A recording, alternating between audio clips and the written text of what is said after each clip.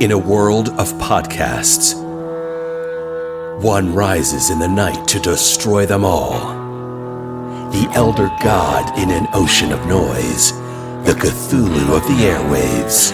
This is Spoiler Country.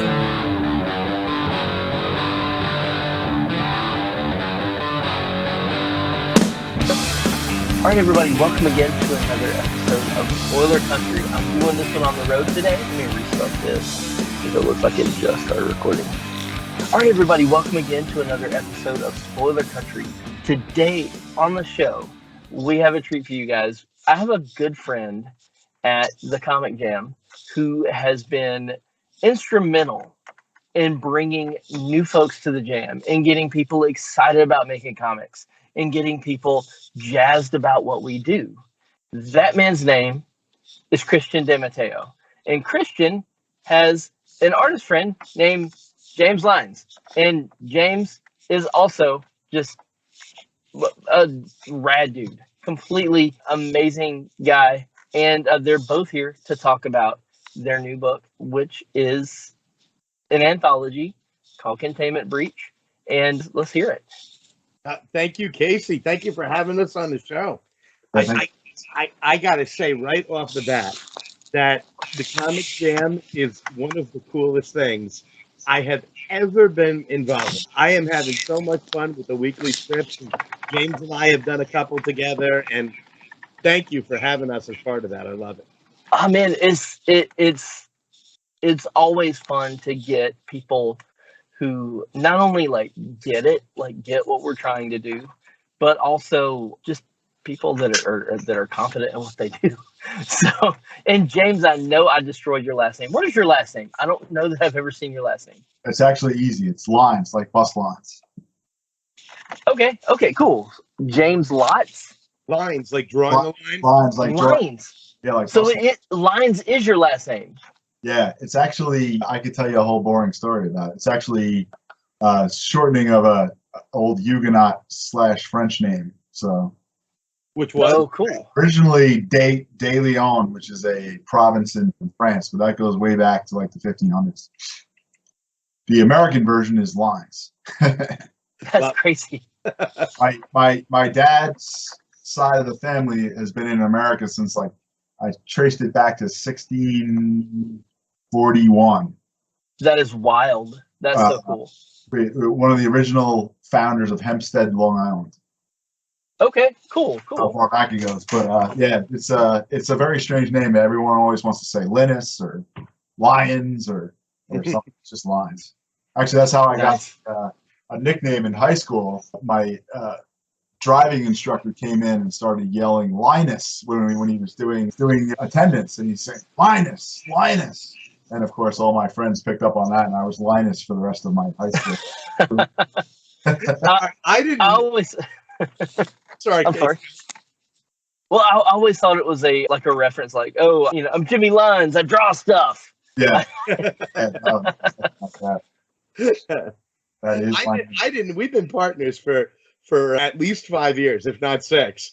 And I didn't know this high school nickname story, and now I know why, because I'm gonna be using this regularly now. So, how did y'all meet to begin with? Because y'all work together often. Yeah, well, this is Fugitive Poems. It's James and I. This is my partner. We formed a bit. We are both college professors who teach at the same place. And we got to know each other, and I was completely wowed by his art. But he discovered my comic writing in a really interesting way that started this whole thing. James, I'll let you cover that. Yeah, so I was never really a comic guy when I was a kid. So, that's not something that I had worked on. I have lots of experience as an illustrator, but I never did what they now call sequential illustration. So that was something sort of new to me, and I got this script from another colleague at work. So I think he had it on his desk or something, and I had taken a look at it, and I was just kind of captivated by the story. So I drew Christian out a single illustration from the story that he shared of just this one character, and that's kind of how we all started. He comes over to my office, and he's got this beautiful freaking panel. And it's the first time anyone's ever drawn something, a comic I wrote. That was unbelievable to see Pam from my comic, our comic, finished. That is going to be, that's the goal. That's what we're leading toward with this project, with Fugitive Poems. To see it actually live in color, and she's walking down the street exactly the way I imagined her, and there are mannequins in the windows looking at her, and I hadn't even thought of that, and he did that, and it was like, okay, you want to make comics. We want to do this, and that's how Fugitive Poems started. That's awesome, man. It's always amazing when you find somebody that it's like you're both in sync and know exactly what is needs to be expressed on the page, and there's a great deal of trust you have to have, because I mean, you both want to make the best thing that you can, but also you're trusting somebody with your story. You're trusting somebody with your reputation as an artist. Like, if you can't, it's teamwork. It's definitely a team sport, and I think a lot of people forget that comics is a team sport. And if you can't play the game, then you find something else. Yeah, because I think since we've hooked up like that, it's been literally like sparks ever since. And even though I don't, I can write. Obviously, I made my way through college, but I don't write creatively. And Christian doesn't really. He likes to draw. He likes to believe he can draw, but he can't really. But there's so much that we go across with each other. It's when we're together, it's crazy. I literally, the only thing I can think of is like sparks. We bounce, we arc off each other like lightning, and it's really exciting. We can sit and talk for hours about a story and conceive of things that I've never done. It's really been one of the most gratifying creative relationships I've ever had with someone, just being able to bounce that stuff off him. And I've learned so much working so closely with a writer. Being an illustrator, you're kind of a one-man, you're really a one-man or a one-woman show, and you're sort of producing this thing, and either the client likes it or they don't, or you're dealing with an art director, but it's not the same thing as someone who's really collaborating with you at that ground level. So it's really cool. I can't get enough of it. It's incredible to hand your script. It's a big deal to hand your script to anybody. And you're right, Casey, it can be so nerve-wracking. But I hand the script to James, and he hands me back a sketch. He's got all these things, these ideas, and he sees it simultaneously, exactly the way I saw it, and much better. And yeah. Oh, cool. And if you go to fugitivepoems.com, we have a couple of comics up there for free. We have River and Distributary. And the bad guy in Distributary, I had these really cool ideas for. And they sparked something in James, and he came up with this look for this guy that is now one of our favorite things we've ever created, this absurd, completely evil villain. But he's absurd looking. And that was James. James is like, hey, check this out.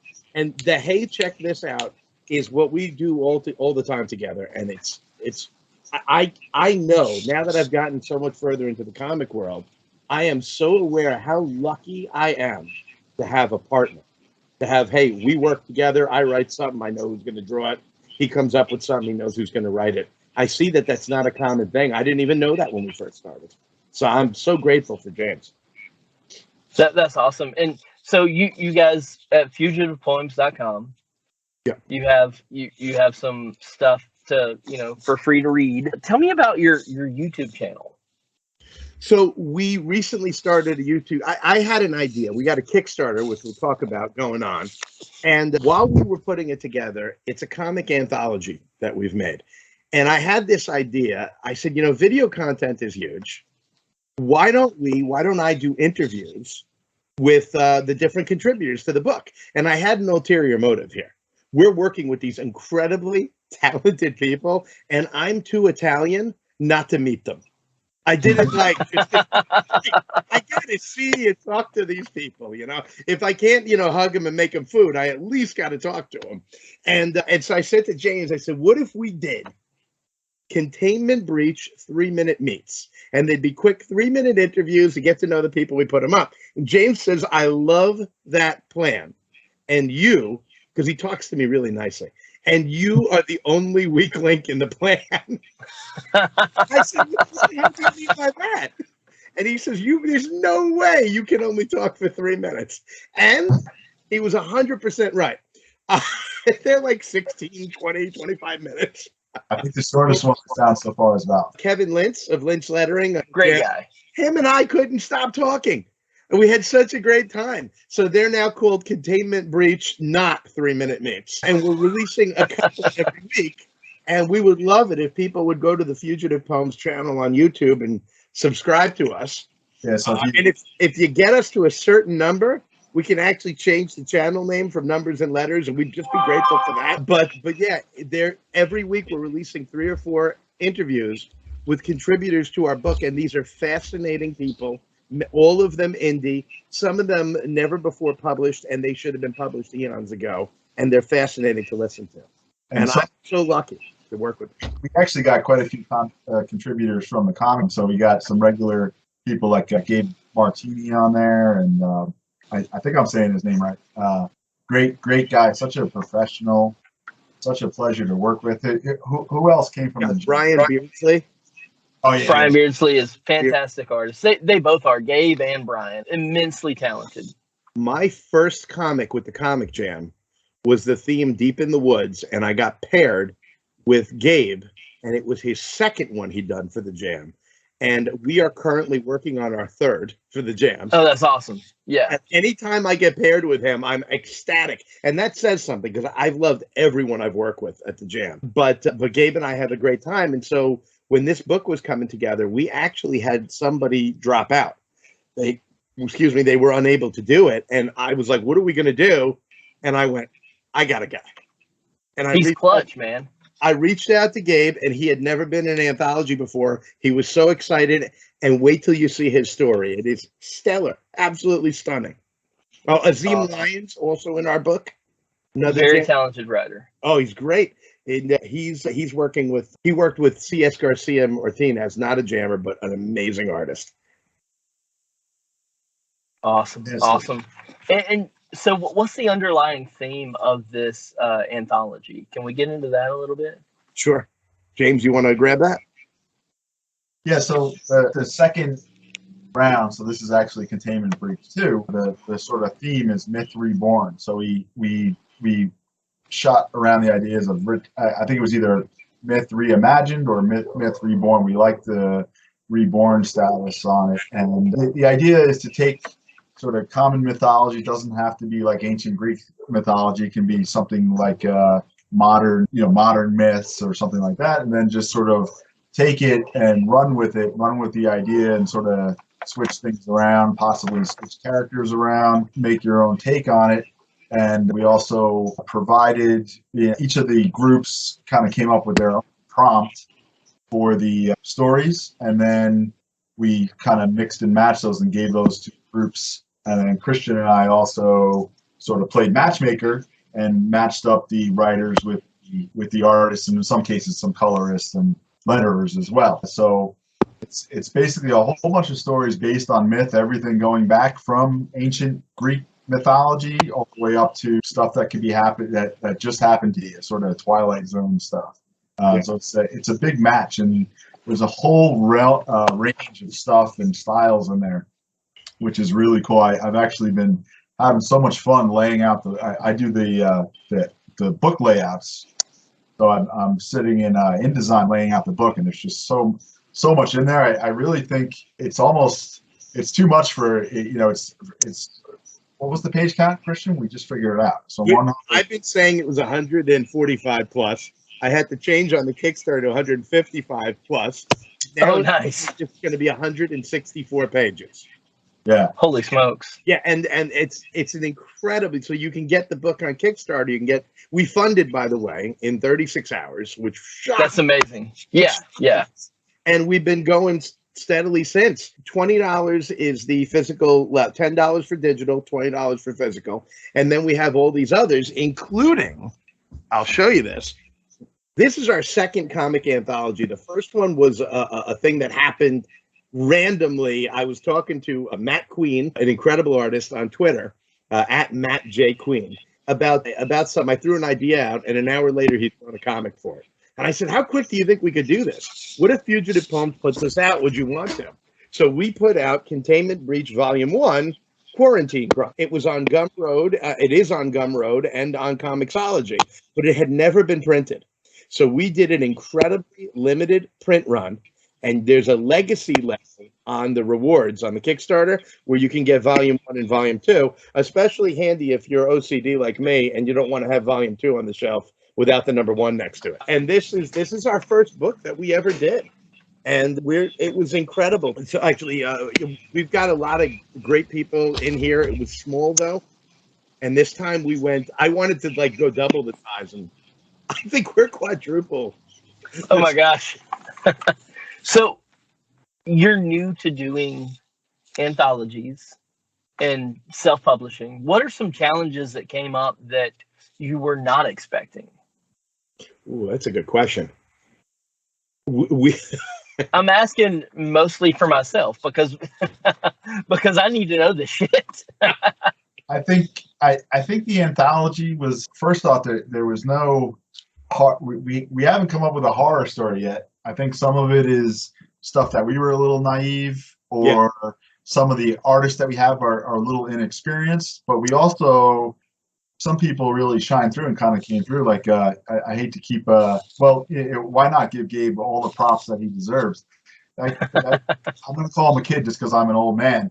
He came through in such I was just telling Christian the other day, it's like he's the most professional guy I've ever worked with, and he's relatively new to the game.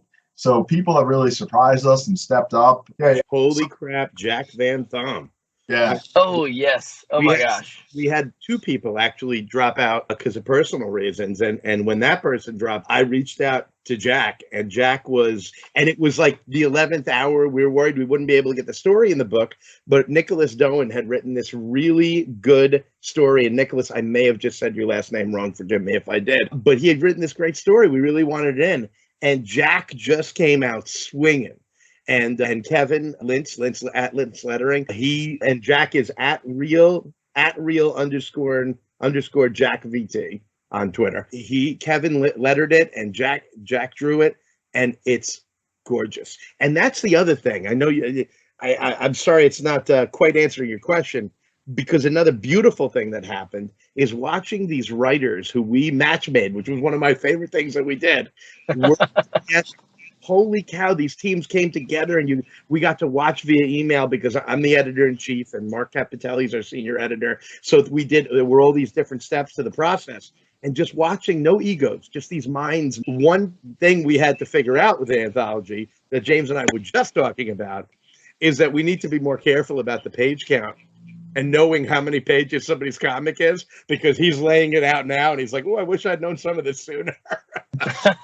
Figuring out right hand starts and all that, Yeah, that's another thing that is like in my own writing. When I do a comic, I try to notate, as I write the script, this is the left page, this is the right page. Always keep that in mind. When you have an anthology in which the editing process and all that stuff it's all up to you to get it right, that just throws more wrenches into the gears. And so, yeah, is there anything that you kind of had to did you have to just go with the flow, or did you have a method for dealing with stuff like that?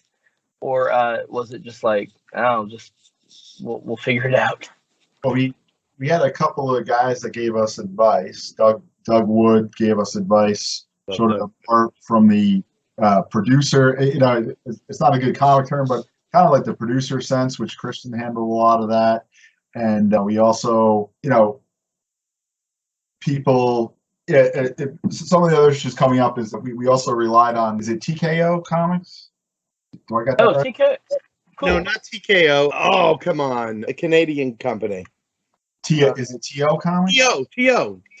Okay. Sorry. So he had a lot of, he or she, I'm not sure who it was, had a lot of kind of free stuff up there about how to run, how to make an anthology come together. He had a lot of templates and stuff up there. So we kind of took stuff from there. Oh, neat.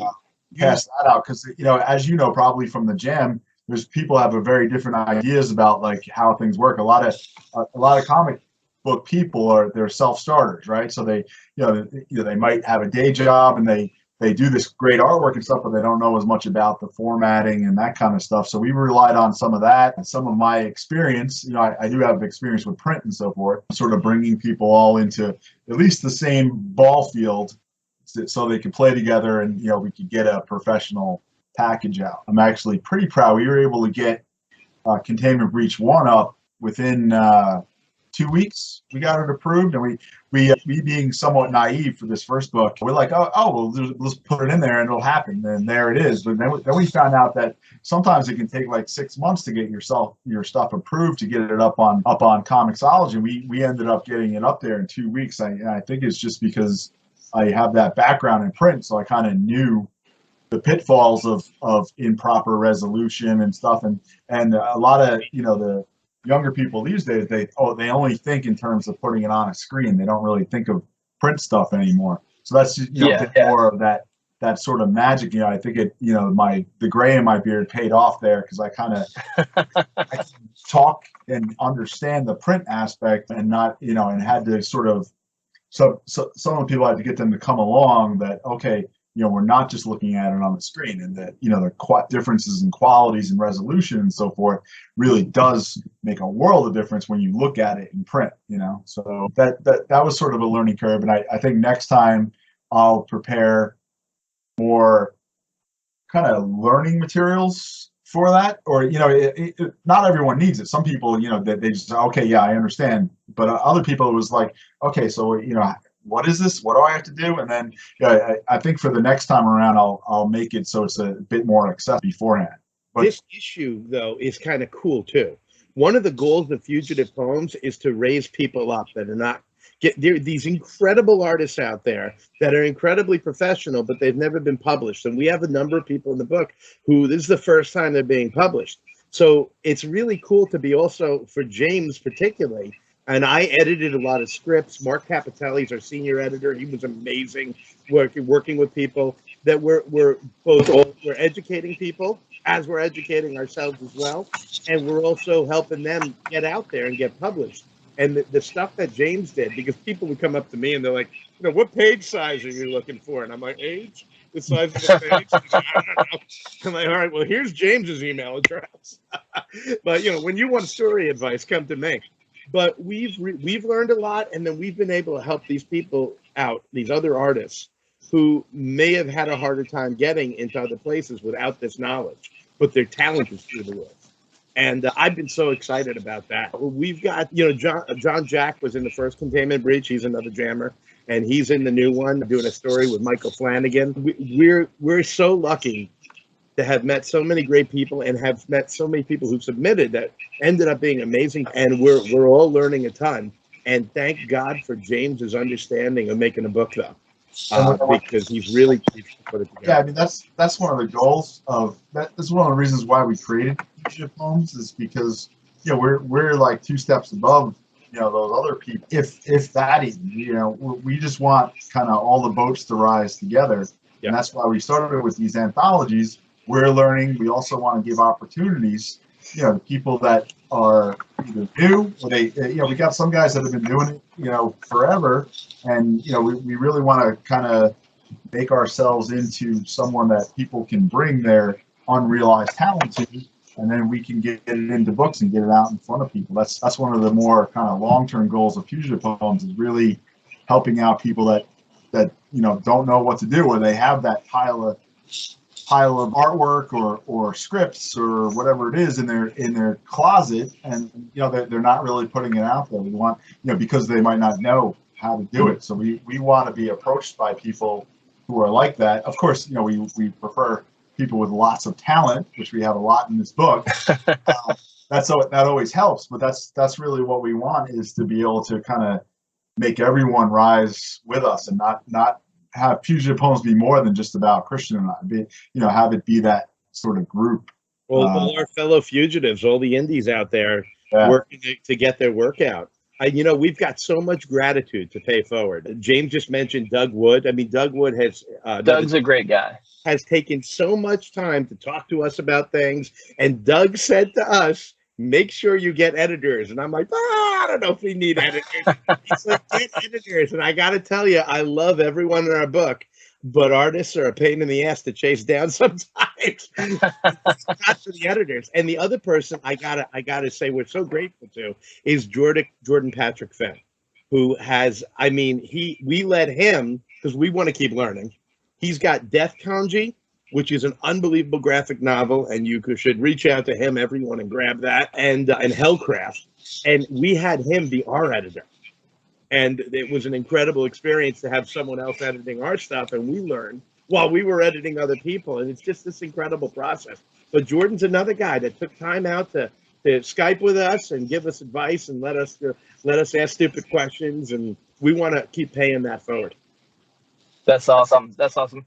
Yeah, one thing with the jam and what you guys are doing is, if you can't get a seat at the table, you build your own damn table, and that's what y'all are doing, and you're doing it effectively. And I'm very impressed. Tell me quickly about the campaign, what's involved in the campaign, like, the different tiers and stuff like that, and where people can get it. Containment Breach, Volume 2, Myth Reborn. If you type any of those things in, especially Containment Breach or Fugitive Poems at the Kickstarter, you'll get to our campaign. Like I said, it's going, it's moving. We 136%, maybe 136% funded at this point, steadily rising. We've got a bunch of appearances coming up because we want all these incredible people. We want them on shelves and in stores. And the book is so worth it. You're going to sit down and have endless. I know I'm biased. But we only have 3 stories in the book, so I can say this without bragging. Every story in the book is awesome. Usually get an anthology, and you got like 3 or 4 great ones, 5 or 6 decent ones, and a couple not so great. Every story is so unique and different. Ours is the dark heart, the dark black soul of the book. We thought more people were going to do horror, and my awful brain went to work, and James's awful pencils. So ours is this steaming black hole of despair, which I'm proud of. But you go there, $10 for the digital, but you're gonna want the physical of this beauty. You're gonna want this so you can keep going back to it and hold it and smell it. I love the smell of a new book. That's $20 for that tier. There are tiers. That's not bad at all. Oh my gosh. Yeah, $20 for a 165-page anthology, quality print. We're using Mixam printing, quality print, and it's at this point, it's 16 or 17 stories, over 35 creators from around the planet. We got people from Peru, people from Canada, you don't know it, but Peru, India, Venezuela, England, Netherlands. It's amazing who we got. And it's, like I said, $20 for the physical. And then there are tiers with a lot of James's art. Cool. Postcards that you can get. And then there's a level with the cover, and the cover is badass. I cannot tell you. James did this cover for the first one that I love. Isn't that cool? You should see what he did for this new one, and we're about, actually today we might unveil it. I don't know when this is going to be aired, but today's October 28th. So we're going to unveil that cover, and there's a level where you can get that as a 12x8 poster. And then we just announced our first stretch goal. When we get to 6,000, there's going to be his Hephaestus, the blacksmith god, drawing, which is going to be an 18x12 poster that everyone from the physical level and up will get if we hit $6,000. And then there's a high level where you can get one of his original pieces of production art. James worked by hand on this, and you can get the original production art. That's the top level. And then there's the most important level. There's what everybody wants, is the script from the writer.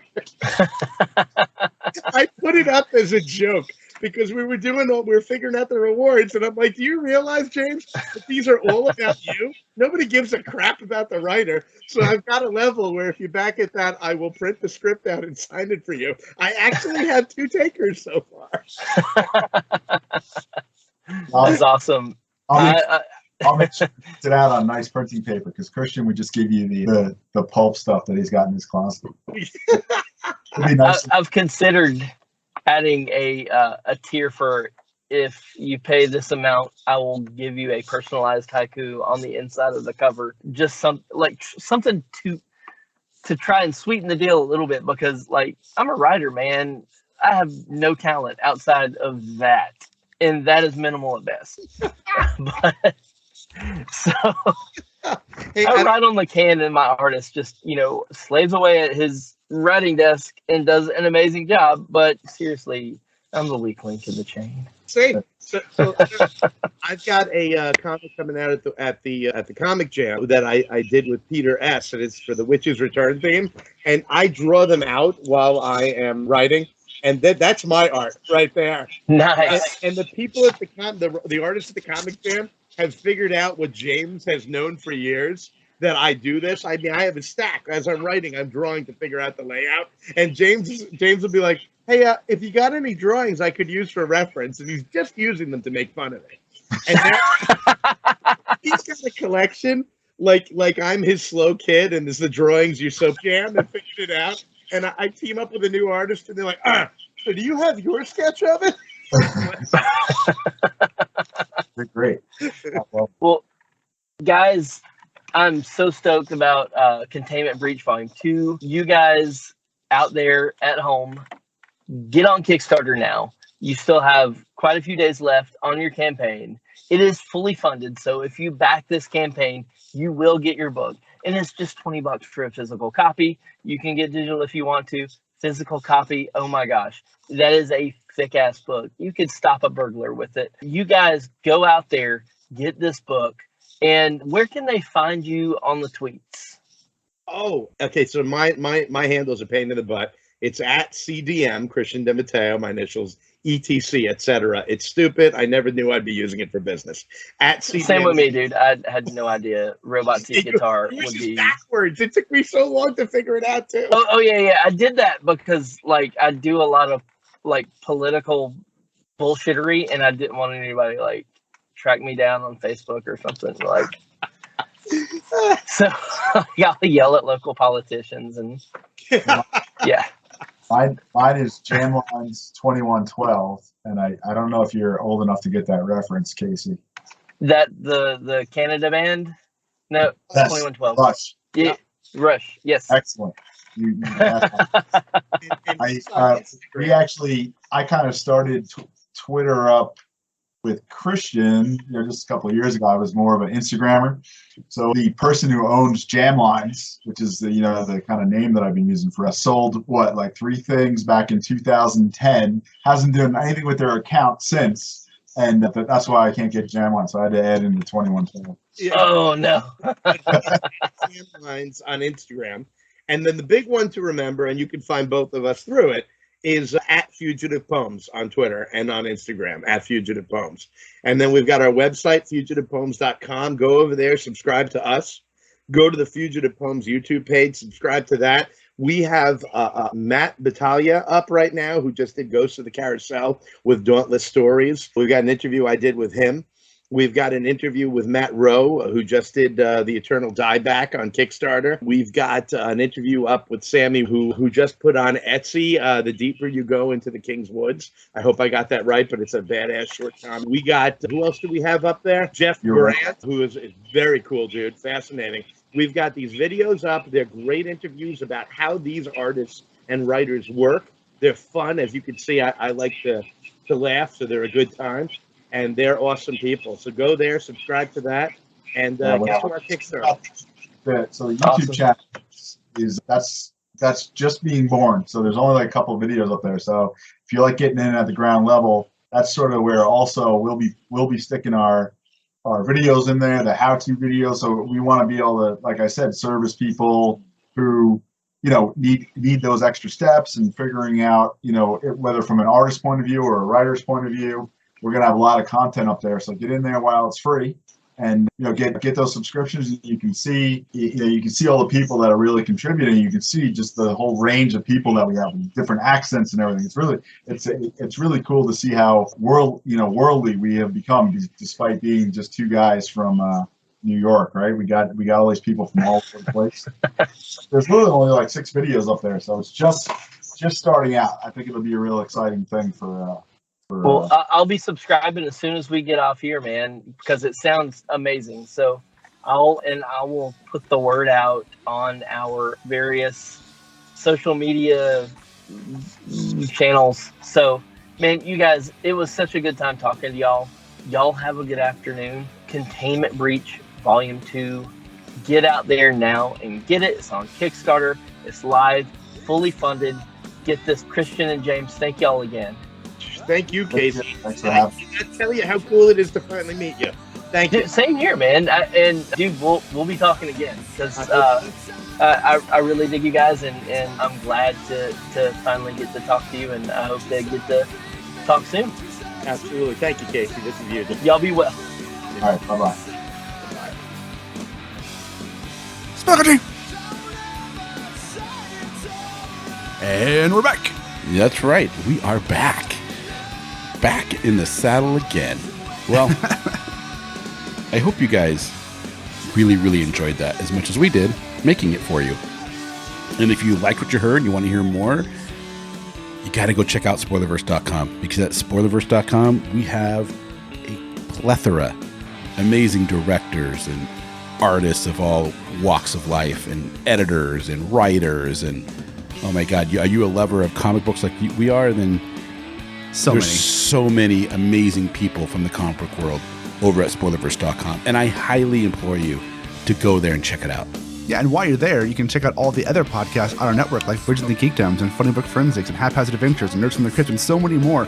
Misery We put out Point Radio. episodes all the time. Go check all of them out, and check out all of the reviews and previews and articles we have going up every single day for you, every day on spoilerverse.com for you to check out and to read and to love and to like and to comment.